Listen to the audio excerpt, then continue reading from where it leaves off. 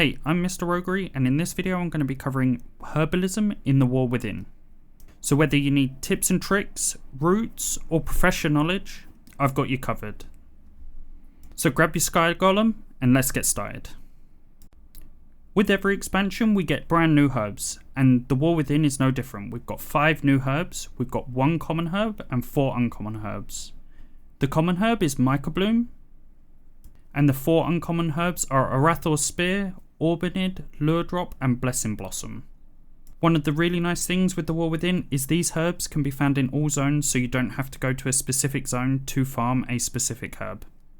On top of that, we're going to get brand new herb modifiers to replace the Windswept, Frigid, Decayed, and Titan Touch that we had in Dragonflight. The 5 special nodes are Altered, Crystallized, Irradiated, Spore Fused, and Camouflaged. I'm going to break down what each of these herbs drop and how to deal with their mechanics. Firstly, we have the crystallized herbs. These give a 2-minute buff, increasing your secondary stats by 3%, and they will protect you from the negative effects of Weeping Ore and Altered herbs. They have an additional drop of crystalline powder.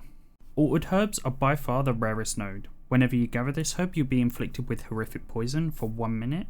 It deals damage over time and slows you. It also reduces your primary stat and stamina. This effect can be removed early or not applied if you have the buff granted by the crystallized node. Next, we have the irradiated herbs. These are similar to the windswept herbs of Dragonflight, maybe with a slightly lesser knockback. So if you do collect them, just be wary of ledges. Irradiated herbs also have an additional drop of ley line residue. Then we have the Spore Fused herbs. These give a debuff which causes your perception of the world to be altered. This just means that small green circles are going to spawn around you. If you manage to get caught in them when they detonate, you will take minor damage. They also have an additional drop of Viridescent Spores. And finally we have the Camouflage nodes. These can only be seen while you're under the effects of a Phial of True Sight. This Phial is crafted by alchemists and lasts for 30 minutes. They are tradable on the auction house, but I imagine they're going to be very expensive early on. They do not have any additional drops, they are just a basic node. The next subject I want to cover is knowledge points. Just like in Dragonflight, you will earn a single knowledge point every time you gather a modified or basic version of each flower. Considering there are 5 types of herb and 6 types of modifiers, that should equal 35 knowledge points just from collecting herbs. Additionally, there's 24 easily obtainable knowledge points from treasures. I will show you where the treasures are now.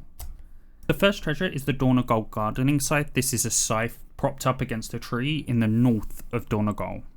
The second treasure is the ancient flower. This is located in the Boulder Springs on the Isle of Dorn. The next 2 treasures are located in the Ringing Deeps. Earthen digging fork is located in Gundargaz. It's on a table in one of the buildings. The Fungarian slicer's knife is located near the entrance to Ajkehet.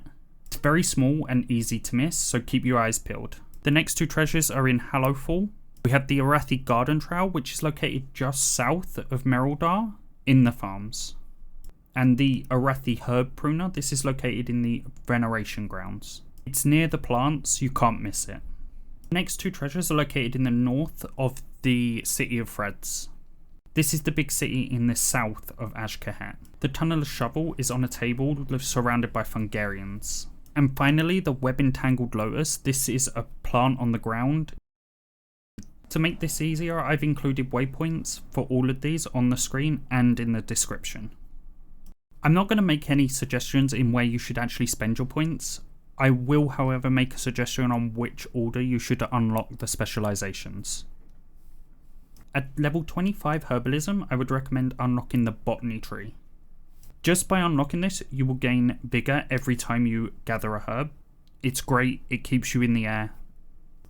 At 50 Herbalism, I would recommend unlocking Overload in the Underground. Once you unlock this specialization, you'll learn the Overload node ability. It's a long cooldown, but it will generate extra materials. It's great. At 75, I would recommend unlocking Bountiful Harvest. This is because it's the last one left, and it only grants +5 skill. Although I think the actual tree is going to be a great moneymaker, the base of the other 2 trees are just way more powerful. In this section, I just want to cover a few things about what would be good things to get before you start herbalism. The first one is equipment. If you're able to grab some professional equipment from the auction house, the extra skill will let you gather higher rank materials much earlier. The uncommon gardener's basket, proficient sickle, and weaver cloth gardening hat should be relatively cheap and a pretty good place to start. Phials is the next thing that I want to cover. If you know an alchemist or have an alchemist, with a little leftover artisan metal, you can actually craft yourself a steaming phial of finesse. This will get you between 30 and 50 finesse depending on what quality you craft it at. These actually work on Khazalgar nodes, and it's a pretty nice bonus. They are, however, bind on pickup, and that means you have to order them through the work order system. You can also get yourself a brand new Phial of True Sight. I mentioned these earlier in the camouflage nodes. These are probably very expensive, but should be cheaper than the 1 million gold I paid on beta to test them. There is also a Phial of the Bountiful Seasons. I unfortunately was unable to test these.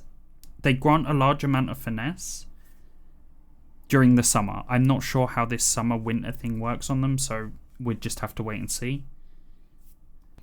And my final recommendation for herbalism is, if you do not already have one, get yourself a Sky Golem. This is a mount that's able to gather herbs while mounted. And this functions with Skyriding. You can achieve the mounted herbing with the knowledge tree, however that requires 40 points invested into the botany specialization.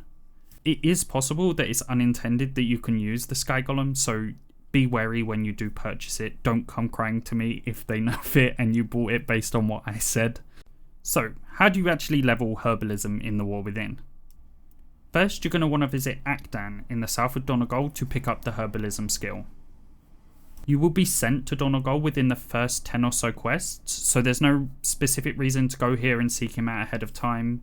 Make sure you pick it up while you're there as well. So now that you've picked up the herbalism skill, what herbs can you gather? Well, there's no requirement on any of the herbs. However, certain herbs will go grey much earlier than others. I've included a table on screen, but Mica Bloom go yellow at 20, green at 25, and grey at 30.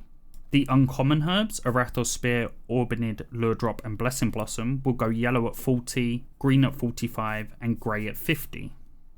The modified Mica Bloom will go yellow at 80, green at 85, and grey at 90.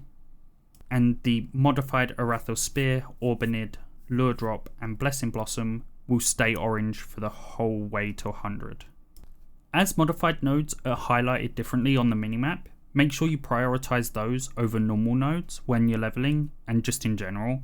This should reduce the probability of it despawning before you get to actually herb it. And I think the biggest thing with herbing is never stop herbing. And we're going to finally come to the bit that I think a lot of people clicked on this video for. Here is my herbalism route for the War Within. I recommend farming in the Ringing Deeps. It was by far the best density I could find. Especially in the south, there was a huge amount of nodes. During beta, I had to make a big loop around the whole of the Ringing Deeps. However, I think during live, it may actually be possible just to stay in the southern half of the map and collect nodes there. And that's all I really have for herbalism. Thank you so much for anyone who made it to this point in the video. If you enjoyed it, then please like, and if you want to see more World of Warcraft content, then please subscribe. It means the world to me. Happy gathering.